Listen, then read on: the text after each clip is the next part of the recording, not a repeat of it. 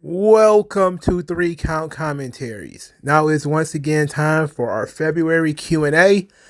So let's get into it. I got quite a few questions here because I slacked, but since it's a snowstorm outside and I'm not going anywhere um, outside of work, let's get into this thing. All right, dot with the first two questions. Question one: how important do you think theme music is to a wrestler's character and to them getting over? Because after watching the Rumble, I really didn't have a clue who most of the entrants were until I saw them physically.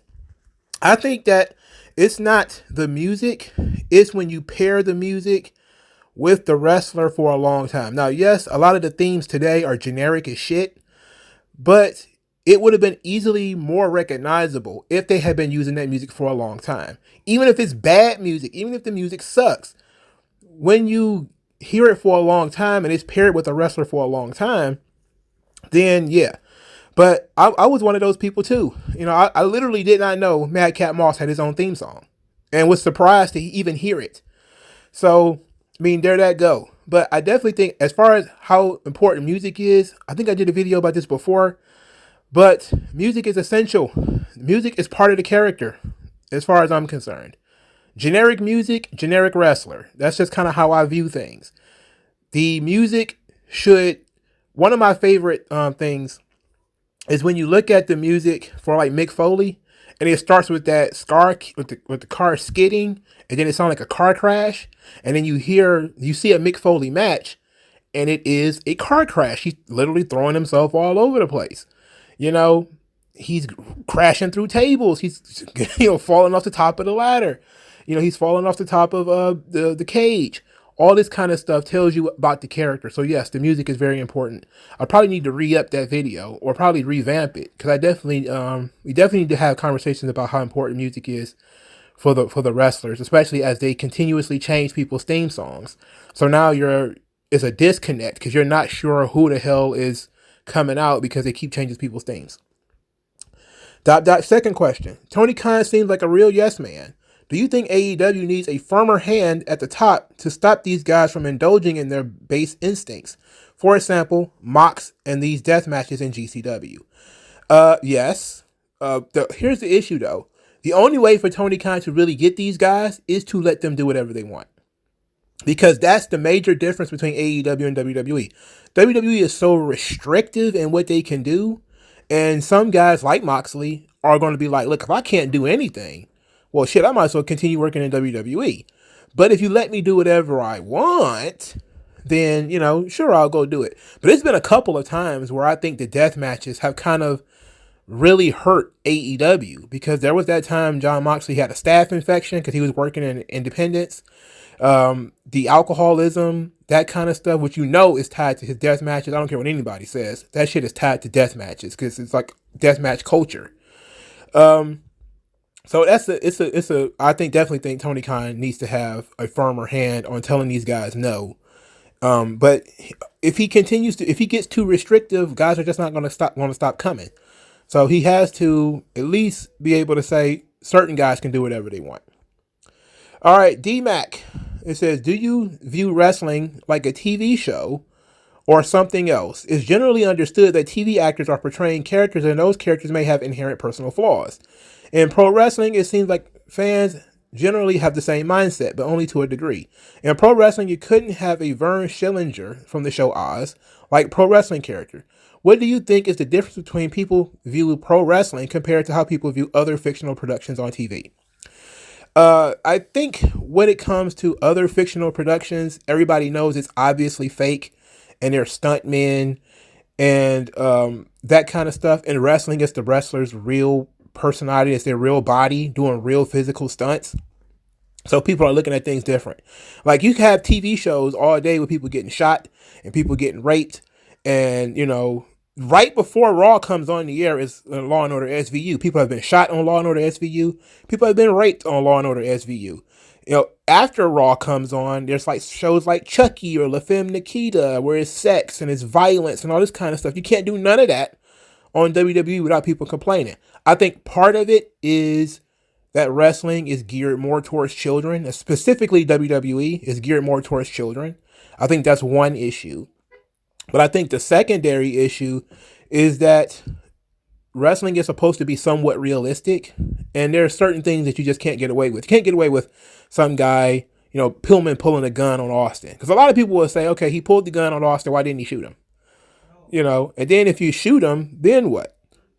But I view wrestling, generally speaking, how some people view hip hop music in terms of, we know that these guys are playing characters, but it's also supposed to be realistic. So you kind of get it mixed up constantly. It's not like John Cena plays a character named John Cena and his character is different from who he is.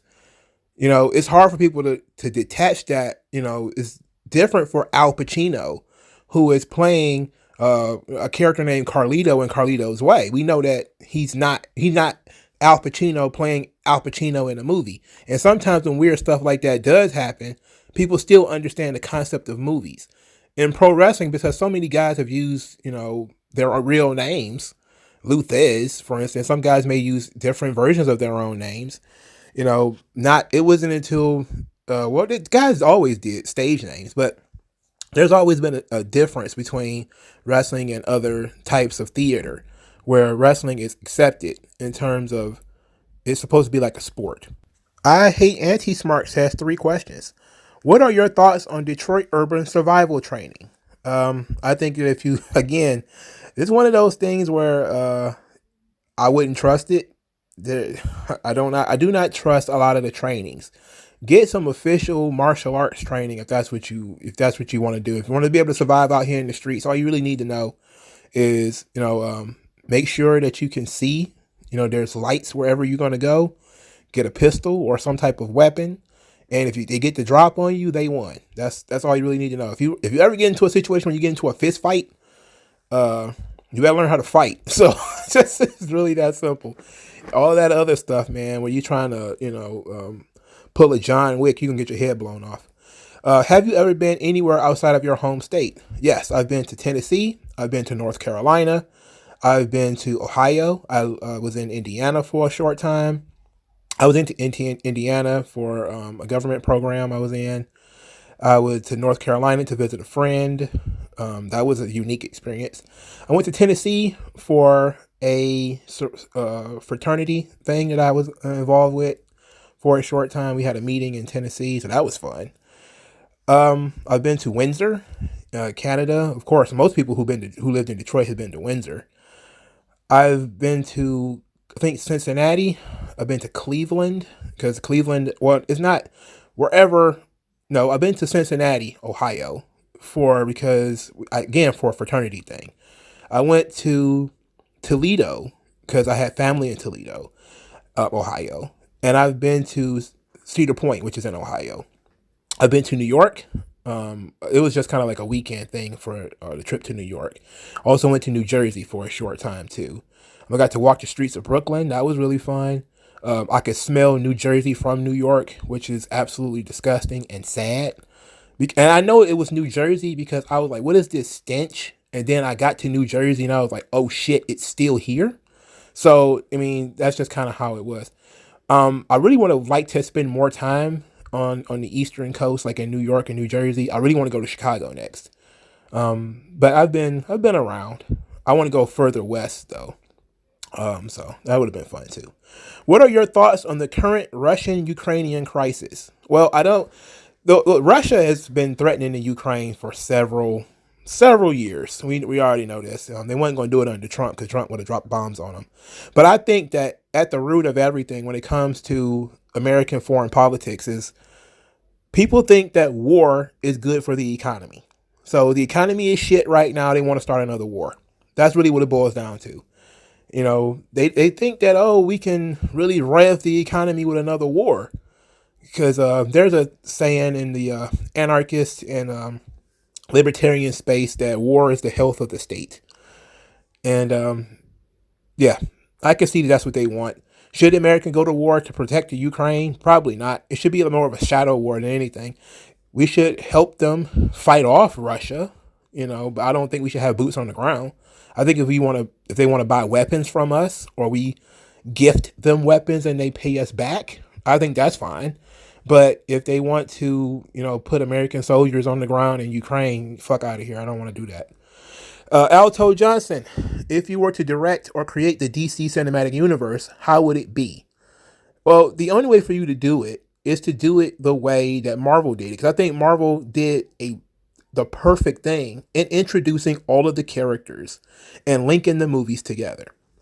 Because what Marvel did was take low B-level characters like Ant-Man and was able to tie him into something bigger, which made the Ant-Man movies, something people want to see. If you just had, hey, we're going to have Ant-Man, people would have been like, not that interested in that. But if you say Ant-Man's going to be a part of the Avengers or a part of, Civil War or whatever, people can be like, oh, okay, so now I feel like I need to see this in order to see how he fits in the larger picture. So, yeah, and I think you definitely have to start with the A characters. You have to start with Batman, Superman, and Wonder Woman. Marvel was smart. They didn't have access to their really upper tier characters like the X-Men or Spider-Man. So they saw that Iron Man had worked, and they were like, okay, Iron Man, who is to be quite honest, a B-level Marvel character, they were able to tie him into Captain America. And they were like, okay, everybody was like, all right, it's a crossover. This makes sense. And then you start seeing that there's more crossover. And then you start seeing that there's a little bit more crossover. And I think when you have a shared universe, that's kind of how it would be. But DC was doing so much, and now Marvel is doing too much too. But DC was doing so much because they tried to factor in the TV shows. Like there was a different Flash on the TV show than there's the Flash in the Justice League, and it's supposed to be Barry Allen and the other one, I can't remember his name off the top of my head right now. But it was confusing people, and the movies weren't all that good, so it was like nobody cared, And that's the sad part is, I actually liked Aquaman, the first one. It's only been one Aquaman movie, but I actually liked Aquaman. I didn't think it was bad. I didn't like the ending though. Aquaman, that ending was shit.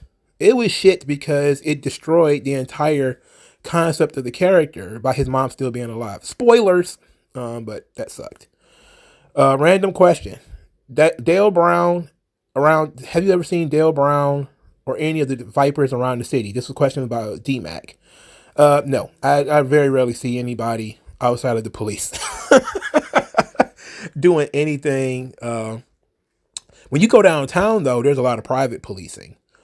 So there's a lot of guys down there. He's got a second question that's in the replies.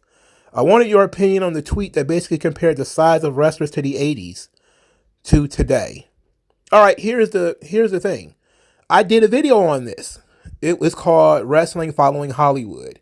I did a video on this because I talked about how I probably didn't mention this, but in the early days of wrestling, tough guys were generally average looking Joes with strong moral characters. And if you broke the rules, you got your ass beat. You didn't particularly look very good. You may be tubby. You might have had like a push broom mustache, but you were a man's man. You stood up for something. That was kind of the concept in Western movies, and it was the concept in like old school wrestling. So you would see a lot of that in like the 70s and the 60s and stuff like that. And then in the 80s, you saw them big muscle bound guys. You saw Schwarzenegger and Stallone. They're killing hundreds of people in these movies. Predator and Rambo and all this kind of stuff. And you saw that in wrestling too. You saw Hulk Hogan and the Ultimate Warrior, and it was huge guys. And then around 1990, guys started getting smaller. Bruce Willis, was the guy. Bruce Willis was the average Joe who could take a lot of punishment, didn't have any super special training. Like the Bruce Willis character was never a guy with any special training. He was like a regular New York City police officer. He wasn't like special division, black ops or anything like that. So then you started getting a bunch of those guys in wrestling. You started getting a bunch of average Joe looking guys who could take a little bit more damage than most people. So then you started seeing that. And in today's world, you started seeing, with Liam Neeson, and you see it with Denzel Washington, the older guys who are out there kicking ass. And now we've seen the resurgence of all of these old guys like Goldberg and Edge, all these guys from the 80s and 90s who are now have decided that they're back being action stars after years of being retired. So you can see like the progression. But if you want to talk about the body type, absolutely. You can look at it from the 80s, when action movies had big muscly guys like Dolph Lundgren in it. And then it just petered out. And wrestling did the exact same thing. And it's terrible. It's horrible stuff, to be quite honest. Mr. VXG, what old-time mid-card wrestler pre-2000 do you think would be a main eventer today? What modern mid-carder do you think would have been a main eventer back then? This is a very good question. Very good series of questions. I think that a Mr. Perfect probably would be a main eventer today. Mr. Perfect was that. It was such a different era. Mr. Perfect could have been a main event guy if he had just stuck around and was able to wrestle from 93 to 96. I think that would have been perfect. He probably would have gotten in there with Shawn, with Brett, and would have been able to hang. But as it was, his heyday was in like the early 90s where Warrior was the guy and Hogan was the guy. And he was never really going to get over those guys. So it was just not possible for him. So it's real unfortunate. Steamboat is another one from there. Well, I think if we had a Ricky Steamboat today, we'd probably just say he was boring. I don't think that would work. Because he's not a great promo guy. And but he's a fabulous babyface. Great worker. But he wasn't a big character dude. But I think Mr. Perfect definitely could have worked. Another mid-card guy from the past that probably would have worked today, man, it's hard to say because a lot of those guys were so over that they practically weren't mid-card guys. A guy like Jake the Snake Roberts, for instance, he never won anything. He never won a title. So I guess you could say, well, was he a mid-card guy? I don't see Jake Roberts as a mid-card guy. It's like I never saw Roddy Piper as a mid-card guy. I just see them as guys who are kind of beyond belts. Even in that era, they were kind of beyond being a champion. They didn't need to. They could tell stories without being a champion. That's a big thing today where, that's the most valuable spot to be in. You don't need to be the champion anymore. You can just be a top guy just by being who you are. And if you get a belt, great. If you don't need it. But modern mid-carders that would have been main eventers in the past, this would be another man out of time situation. Obviously, it's interesting because guys today who are in the mid-card probably wouldn't even make the roster back then. I can tell that there's a lot of guys that if they were on the roster in 95 or 96, they'd probably be job guys. A guy like Sami Zayn, for instance. I don't see them utilizing him fully in the past. But maybe a guy like Apollo Crews because he's jacked. And I see him as being a guy who, if he'd have got the Ahmed Johnson push, Apollo Crews would probably have been one of who would have been the first Black World Champion. If you'd have replaced Ahmed Johnson with Apollo Crews, then we would have had, even though he's a little bit smaller than Ahmed Johnson, Apollo Crews can speak though. He can talk, and he still has the physique. He doesn't quite have the intensity, which I think is a major X factor. But one of the things that held back Ahmed Johnson is he couldn't talk. He just had the mush mouth, and he wasn't safe. And Apollo Crews is both of those things where he can work, he looks great, and he can talk. If you'd have put him in Ahmed Johnson's spot, I think he probably would have been a bigger star. That's just me though.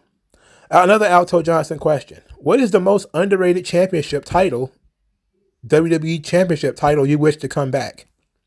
WWE, I like most titles are just replications because they don't have any special rules. So for me, WWE never had a television title, but I think a TV title works.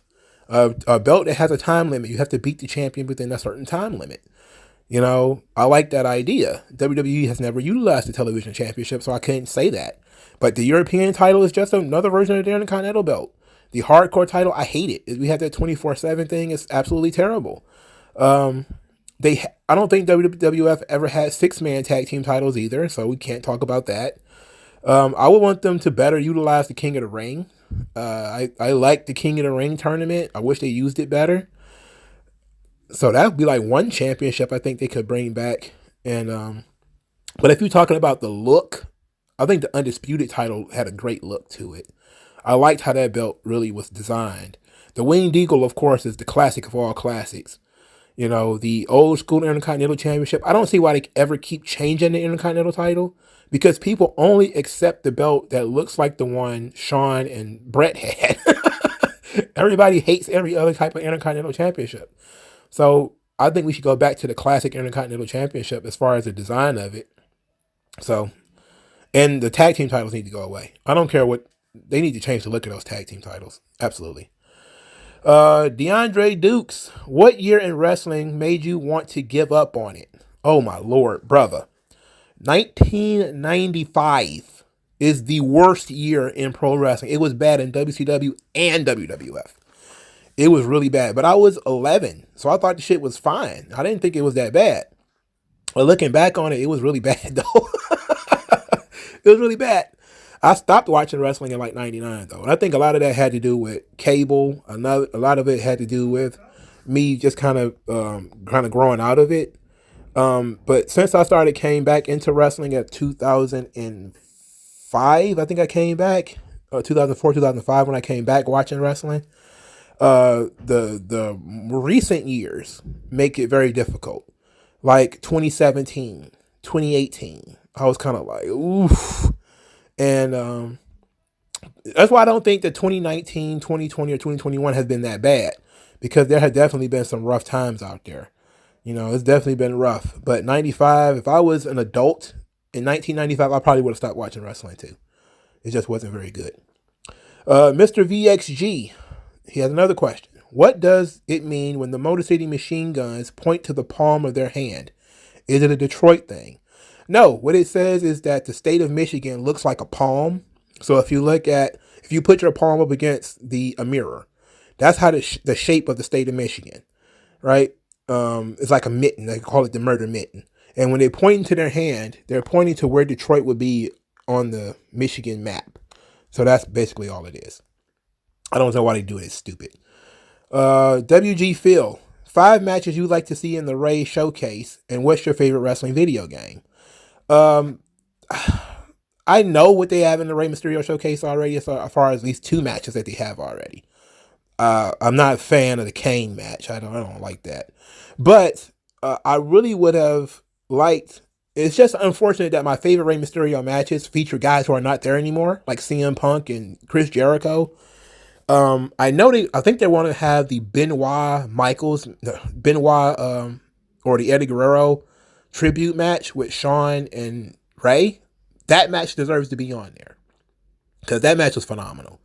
I think they're gonna have the Rey Mysterio Eddie Guerrero WrestleMania 21 match. That's fine. It's a good match.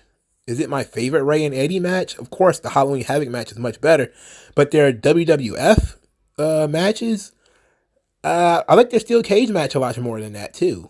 I guess it's because it's the highest spectacle that they've had, as far as the highest match that they've ever been participating in outside of the ladder match, which is probably the match that's actually going to occur on that show.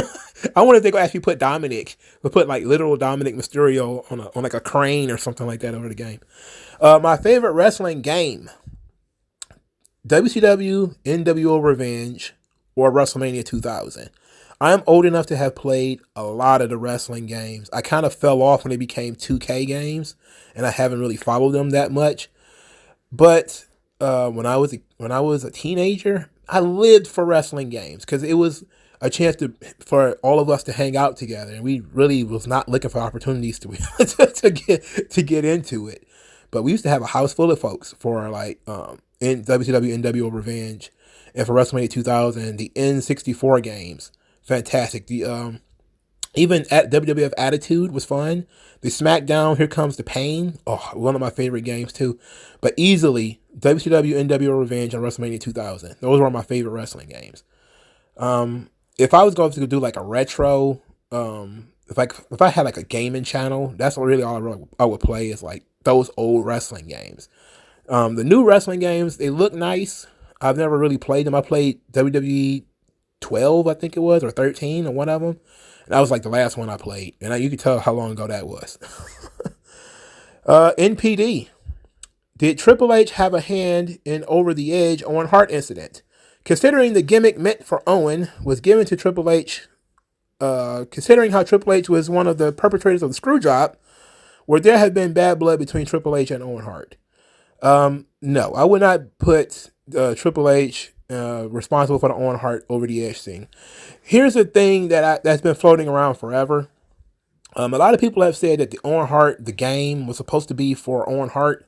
But a lot of people also have said that Triple H just stole stuff from Shane Douglas. And there's an element of truth to to both theories. I can see them coming up with something that was a little bit more cerebral for Owen Hart. And I think it would have made a lot of sense. But when you look at Shane Douglas, the franchise, and look at the game Triple H, you do see a lot of similarities.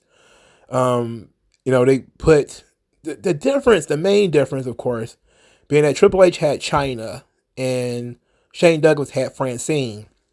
And those are two different kinds of female managers. And also, the franchise wasn't as, I don't want to say hardcore. He wasn't as punk or heavy metal as Triple H. The franchise was kind of like an older school meets new school wrestling champion, because Triple H was, inspired by Harley Race and Ric Flair, and that's kind of how he always saw himself. But he never went out and did like the sparkly jackets that the franchise did. He never really did that. He did mimic Shane Douglas's look a little bit, with the beard and all that kind of stuff. But I don't see that similarity. And as far as the over the edge thing, no, I wouldn't go there. I wouldn't go there with that. As far as heat between Triple H and Owen Hart, I think that probably if there was some heat, it was likely due to the Click, fucking Owen Hart over. And that whole WrestleMania 14 thing where Owen Hart had to wrestle Triple H instead of wrestling Shawn, which probably would have been better for his career. But to be quite honest, would you rather have had Owen Hart or Stone Cold Steve Austin? And whenever you ask people that question, they almost always inevitably say, well, maybe we could have had Owen after the fact. All right, so Synonymous TV. He had 3 questions. 1, if the 4 horsewomen left WWE, what women would you push to replace them from the current main or NXT roster? Well, here's the issue.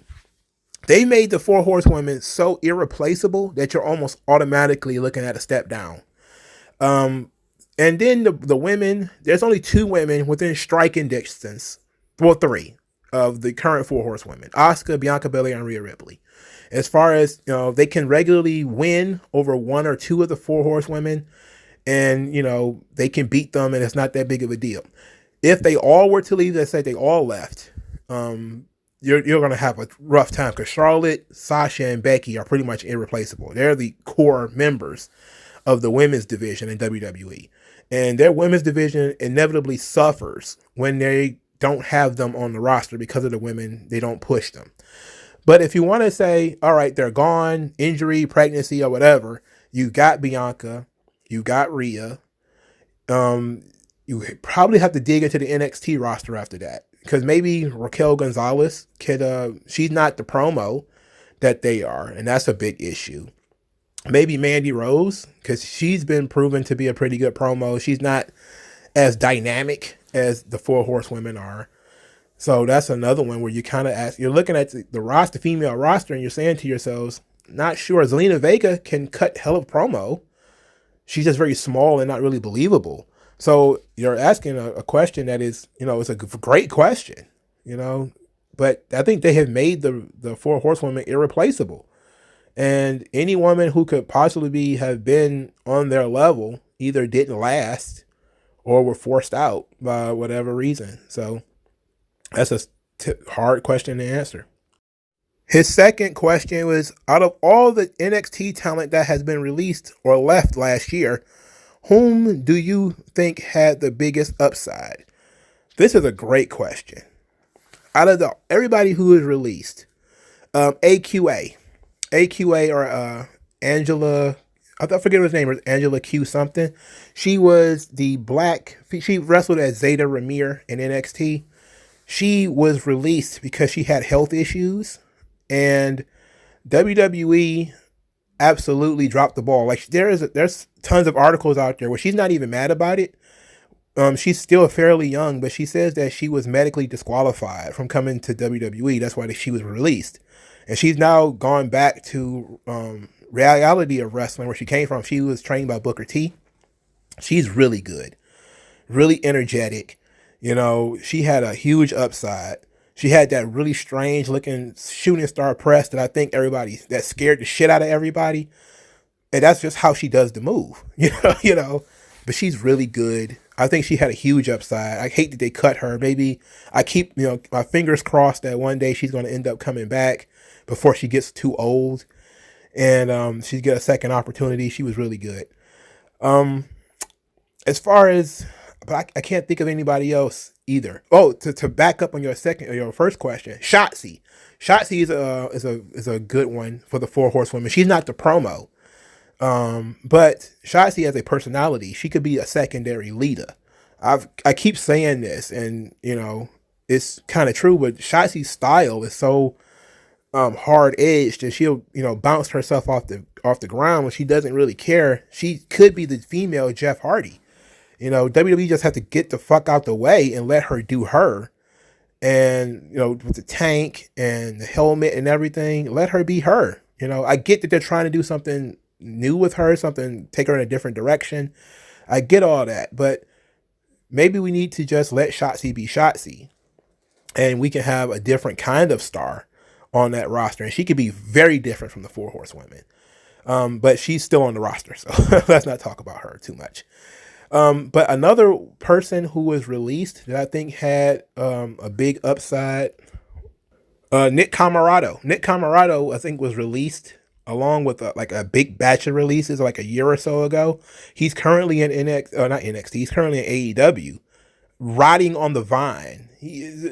Look, if nothing else, Nick Camarado could have made a great bodyguard where he just kind of looks, scary and focus on his muscles and his arms and shit. Again, when it comes to a lot of these guys, if they can put 2 feet in front of each other and not fall down, with their look, they can get over. It doesn't take that much. I don't know why they cut Nick Camarado. I really wish they hadn't.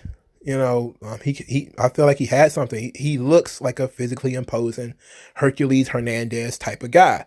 And in today's world, we could use more of those dudes. You could use a little bit more of the Hercules Hernandez kinds of guys. And I'm just going to assume you don't mean Johnny Gargano or Keith Lee or anything like that, because Keith Lee definitely would have been on the list, but the guy was 40. Come on, guy's like 38 or something like that. I'm gonna just guess you meant younger talent. Okay, his third question: upon his main roster return, how would you have booked Finn Balor? I think ultimately booking Finn Balor would have just kept him miserable. Finn Balor as a guy with something to prove, to me, is a great way of utilizing his character, because I think it's something that kind of motivated him in Japan, was him being undersized and being a guy that was overlooked, and him trying to find different ways of proving himself. It just would have been perfect. With this ruthless aggression, with this sort of ruthless, miserable type of Finn Balor. I would have kept that the same, but the first thing I would have done was I would have given him an arch nemesis, and that arch nemesis would have been Seth Rollins, because the story is already there. I never got back to being world champion because Seth Rollins separated my shoulder.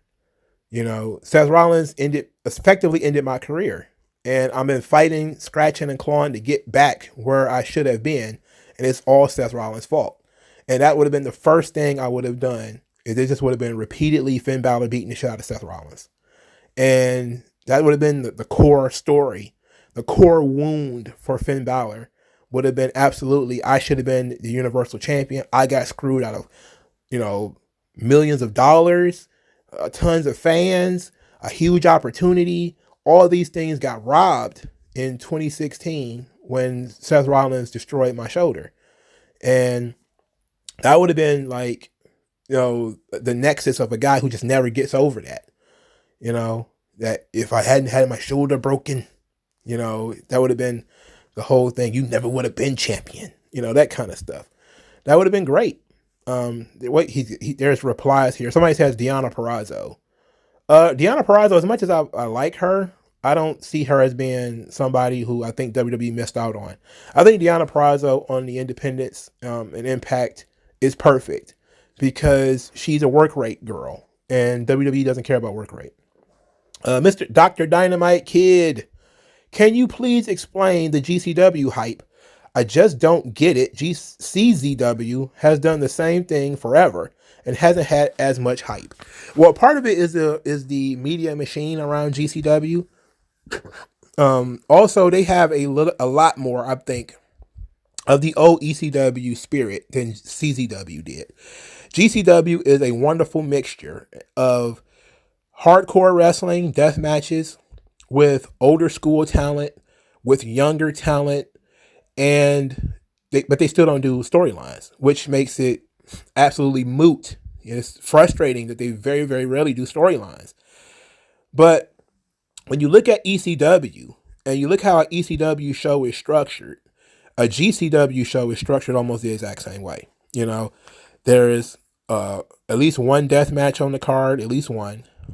Focus on high flyers, where you have guys like Starboy Charlie or Jake Cartwheel or Nick Wayne or Jordan Oliver or and you'll bring in recognizable names, guys that you've seen before but have been fucked over by the major promotions.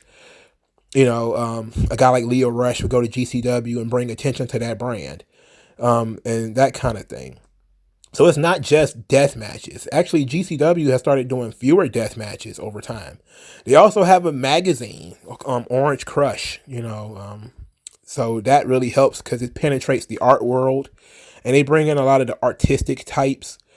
A lot of them are pansies, if we're being honest. I'm just being straight up, And what I mean by that is it's a lot of just really soft dudes who are real artistically minded, but they like kind of heavy metal music. And so pro wrestling is sort of their thing. And also GCW is very legitimately diverse, and it's diverse in a way that is not always political, but it kind of is not running away from the politics of it. And what I mean by that is Effie is one of the top acts in GCW, and he's gay, and he never shuts up about being gay, and he wrestles in fishnets. We got a grown man with a push broom mustache who looks like Ned Flanders, and he wrestles in fishnets. That's, he's taken seriously. He's not made fun of for being a gay man who dresses weird on a wrestling show. He's taken as being one of the top stars in the promotion. He's not the world champion or anything, but he's taken seriously, and he's pushed seriously. So you kind of legitimately bring in everybody. When you kind of present pro wrestling as being a little bit more serious, but it's also a fun atmosphere, and it's not as easily rejected. Like the early GCW stuff that I saw was absolutely atrocious shit because a lot of it featured like Joey Janela, and they were doing socially distanced matches, and everything was a death match, and it was all stupid. And I still don't follow GCW as much. I went to the show, and I still don't follow it that closely, but I see why everybody likes it. I see why, once people kind of get a taste of it a little bit, they're kind of like, all right, this is not too bad. Because it's not 100% violent dumb fuckery like GCW or some of the other promotions who tried to ape off of ECW. But they still are trying to ape off of ECW. That's absolutely true.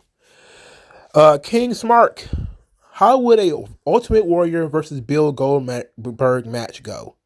How would an Ultimate Warrior versus Bill Goldberg match go? All right. Depends on the time frame. If it's 1990, Bill Goldberg spear, Bill Goldberg jackhammer, Warrior kicks out, does his war dance, clothesline, flying shoulder tackle, gorilla press slam, big splash. 1, 2, 3. Warrior wins. In 1998, I think that we look at it like Warrior tries to clothesline Goldberg. Goldberg ducks it or does some kind of crazy leapfrog, spear, jackhammer. Goldberg wins.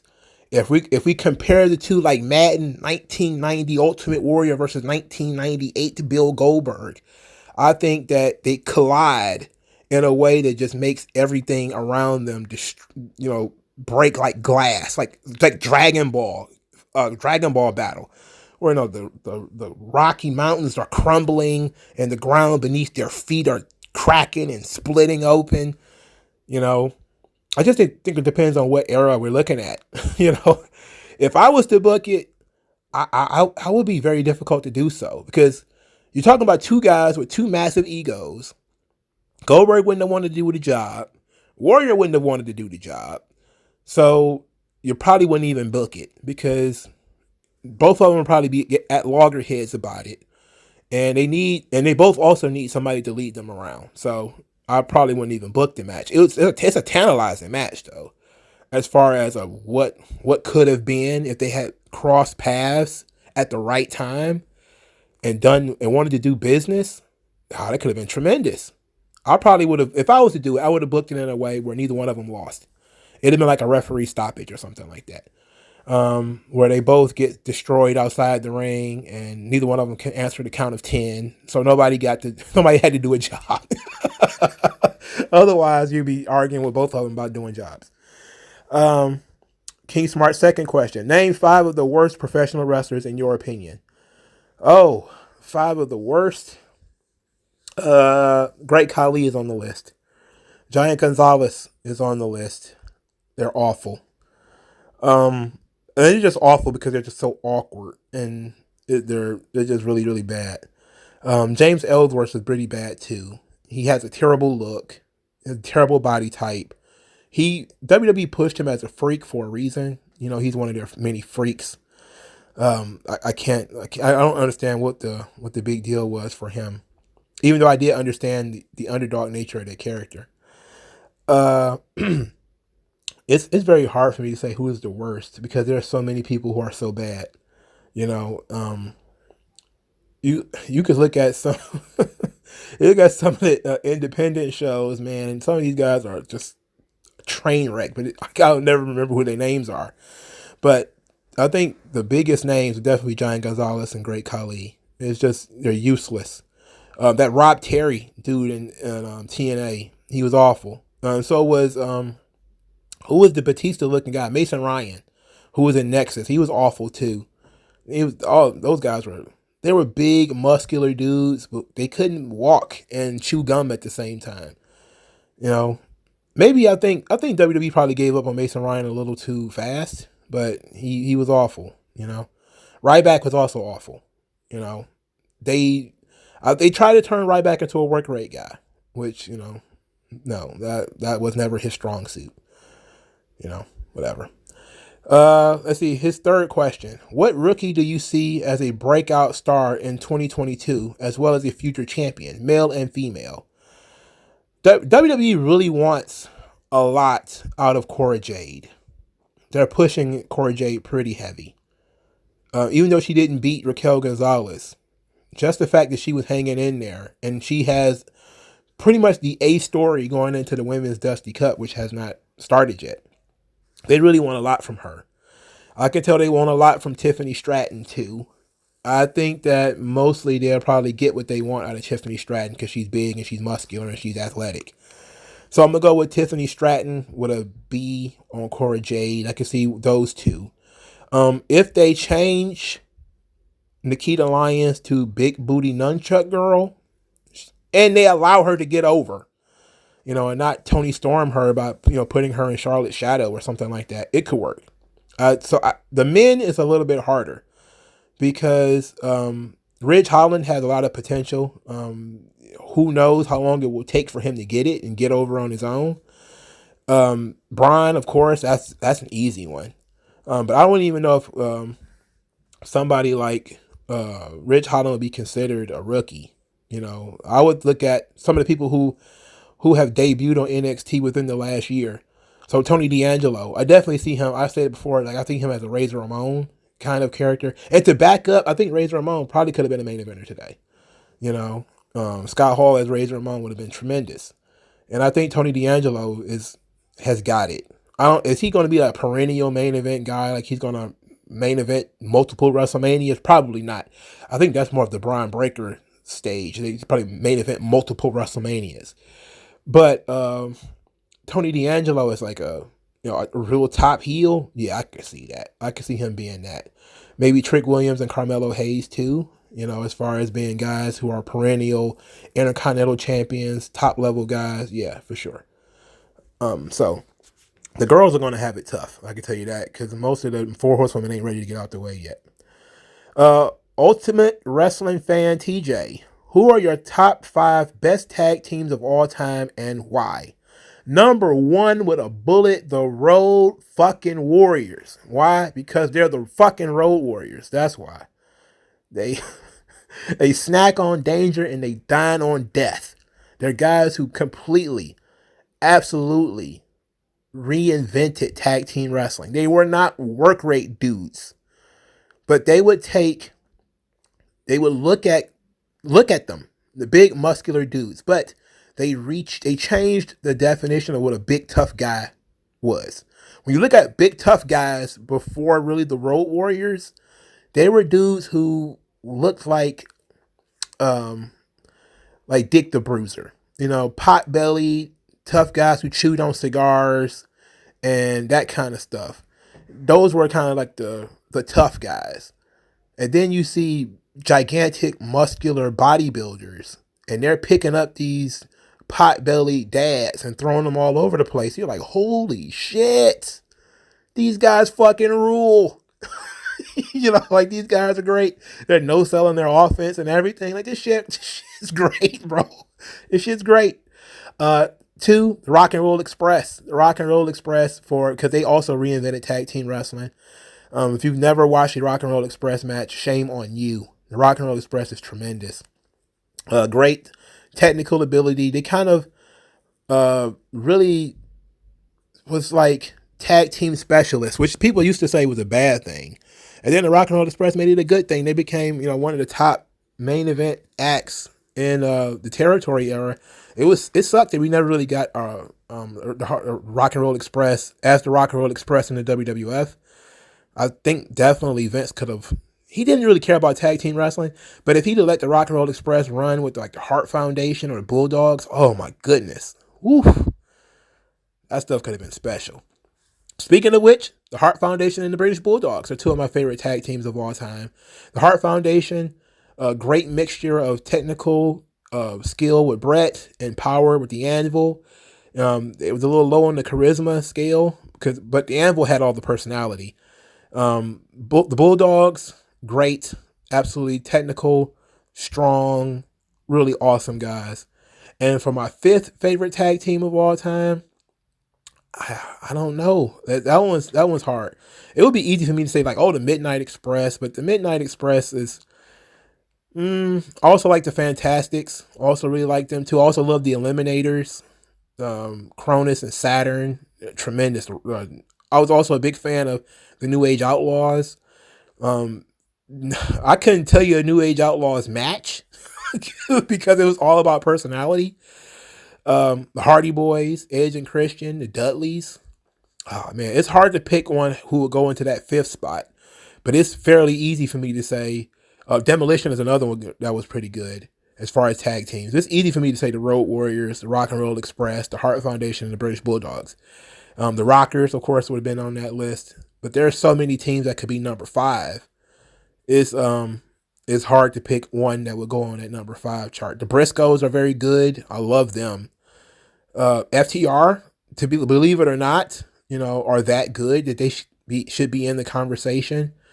They just don't have the charisma. But I think they found their voice later in the WWE era, and they really good talkers in AEW. So it's really hard to pick that 5th spot. But tag team wrestling, the high point was the 80s. The Steiner Brothers. I forgot about them. Yeah, the Steiner Brothers. But they're along the same lines as, the the Road Warriors. So it's hard to pick a fifth. But, all of those guys were really good. Alto Johnson got more questions.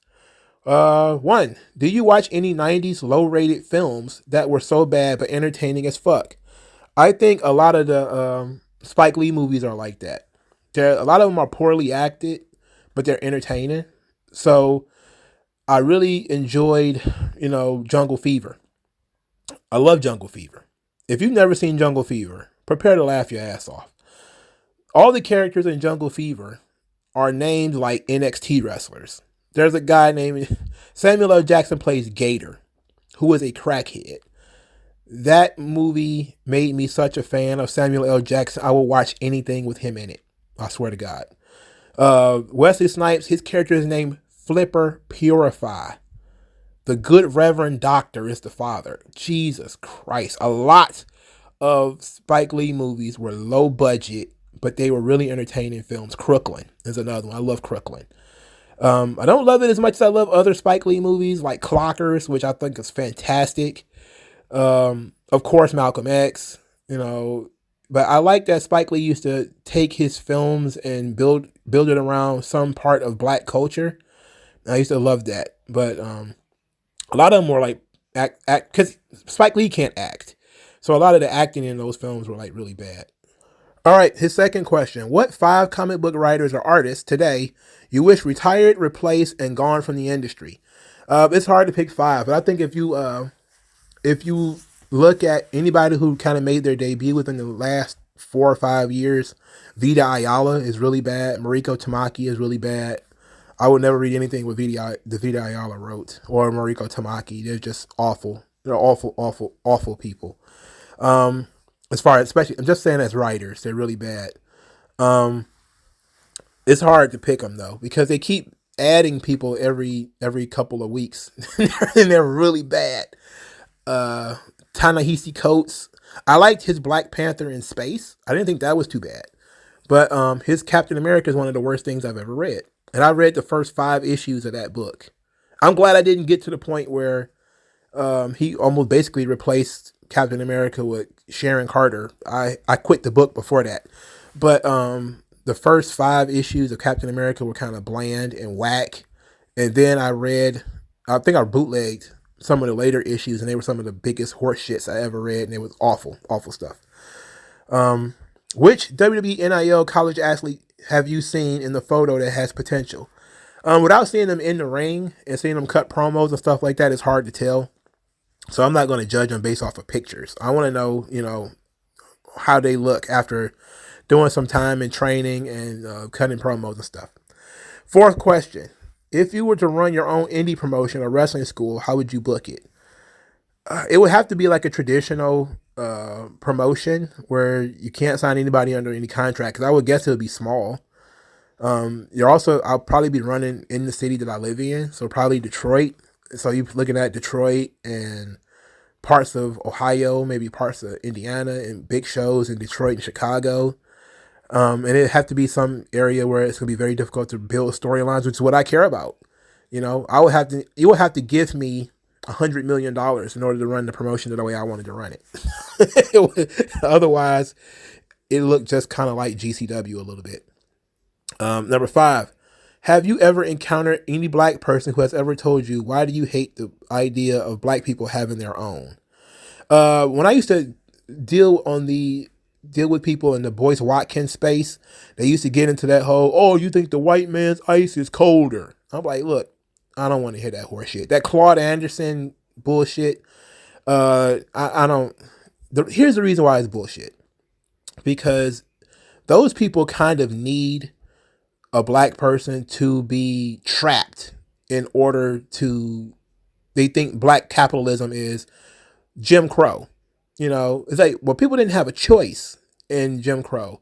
I want to shop black, if I can, but I don't want to pay the black tax either. And the black tax is paying more for the same items just so you could buy it from a black person. I don't want to do that. And I think it's too much to ask people to do that. You're asking, when you're talking to mostly black people, you're talking to mostly poor people.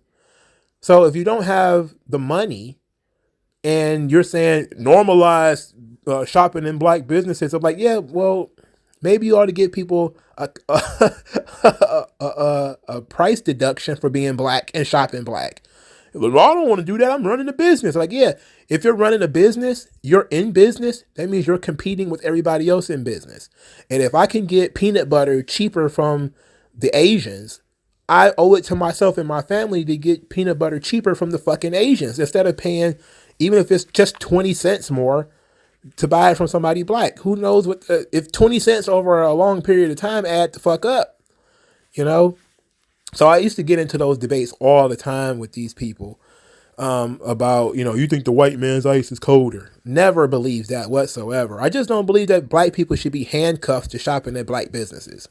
Because those black businesses don't necessarily have to provide value, better value, or anything. Like, you don't want to create perverse incentives. That's just the one thing. I think that if you have a black person and they have a great product, people will find it and they won't care that the person is black. And I think music is one of the great things about that. And I think sometimes movies and TV shows and entertainment is one of those things where if you're black, people don't care. I mean, look at hip hop, sure it was, oh, it's the Jews and the Jews are doing. I'm like, come on, relax. It's black people making the music and people are buying it and not caring that the rapper is black. When they go see movies, sometimes, they don't care that the actors are black or whatever. If you're really good and you're black, you'll get business. But I think that when you try to make it political, shop black, this is a black owned business, then people are going to start saying, all right, how about you cut me some slack because I'm black? And then people are like, oh, no, you can't do that. I'm in business. Whatever.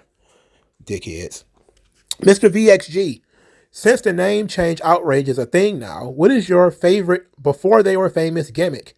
For example, Oz before he became Diesel, or Mean Mark before he became The Undertaker. All right, so this is a hard question, and it's actually pretty good because it depends on what you mean by before they were famous. So would it be before they came to WWE, before they really became a superstar? Because I could say easily the It Factor, Bobby Roode. I think that's one of my favorite ones. Before he became glorious, Robert Roode. I think both of those gimmicks are equally dope, though. I think they were just dope in a different way. That would also be, but I don't know if TNA counts because Ron the Truth Killings always liked the Truth when he was a single star in TNA back in the day. He was kind of a rapping goof during the height of TNA. But if you go back to the early TNA days when he was just the Truth, Ron Killings, I liked him then. This was after he was K-Quick, but before he became back as R-Truth. I really kind of liked the Miracle Mike Bennett when he was in TNA. I thought that was nice. I really was excited to see him come into WWE because I thought that's what he was going to do. He was going to do a version of the Miracle. But I didn't know that it was the drugs that gave him all that personality. So I am not wrong for saying that. Don't say I'm wrong for saying that. All right, Andres, who are your top 5 wrestlers that have go away heat with you? Brandy Rose does not count. Oh, come on. She does not count as a wrestler. Oh, come on. Oh, come on. All right, Big Show. Rhino. Easily those two. Right off the top of my head. Natalya. Without a shadow of a doubt, Natalya. I can go on and on about my hatred of Big Show and Natalya. I can just go on and on about Big Show and Natalya. I cannot stand them. Jesus Christ. Rhino, I don't like him. I've made it clear that I don't like Rhino. I like the storyline with Violent by Design, but I just think that he's been doing the same thing for way too long, and he needs to go away. Brian Cage was on that list too for a little while, but he's been gone so long that it's, I don't really, he actually left. Brian Cage is the only guy who has go away heat with me that actually left. I guess Big Show is gone too. So, Rich Swann has go away heat with me too. That's just Rich Swann is disgusting. There's probably some more, but they're not. I can't think of off the top of my head. Amari Parker, better match choice: Rock versus Hogan, or Hogan versus Austin. Rock versus Hogan. Hogan versus Austin, you would have had the same similar situation to Warrior and Goldberg. Who's going to do the job? And you would have gotten both of them with their super egos not wanting to do the job. To be quite honest, if you'd have done the match, Austin should have won because Hogan was the old era and you had to put the new era over, which is why The Rock winning was the best thing for Rock and Hogan. And I just don't think Hogan would have wanted to do the job for Austin. And I definitely know Austin would have wanted to do the job for Hogan. But Austin and Hogan would have set all type of records, and you needed a dome to do that. Amari Parker's final question. It's the final question of the Q&A. What do you like better? Old Nickelodeon, old Cartoon Network, or old Disney Channel? Old Cartoon Network. Nickelodeon is fun with Hey Arnold, Rugrats. That stuff was fun. But old Cartoon Network had Dexter's Laboratory, and it had Johnny Bravo, and I love Johnny Bravo and Dexter's Laboratory. Dexter's Laboratory is one of my favorite cartoons when I was a kid. You know, I probably wasn't even that young. But then you also had Toonami, where I got to watch Gundam and Dragon Ball and Yu Yu Hakusho. And then, of course, later you had Adult Swim, where I got introduced to Cowboy Bebop and Outlaw Star. And it's just the variety on Cartoon Network was tremendous. You could watch the old cartoons where you could watch Tom and Jerry and Looney Tunes. And then you could stick around and watch, you know, the anime block there. And then you could go back into watching some really cool stuff. Nickelodeon is just when you were a kid, like a smaller kid, you know, there was some really funny stuff on there. But the live action stuff on Nickelodeon, ugh. I was never really a big fan of the Disney Channel because I was never really a big fan of Disney. So, yeah, I was never into Disney. I think I liked The Lion King and I liked Aladdin. But Disney was always a thing for me that it was for girls. I always thought Disney was for girls. So I never really got into Disney. Not the movies, video games, nothing. I just never really got into Disney. All right. So thank you guys for listening. Like, share, and subscribe. And I'll talk to you guys later. Peace.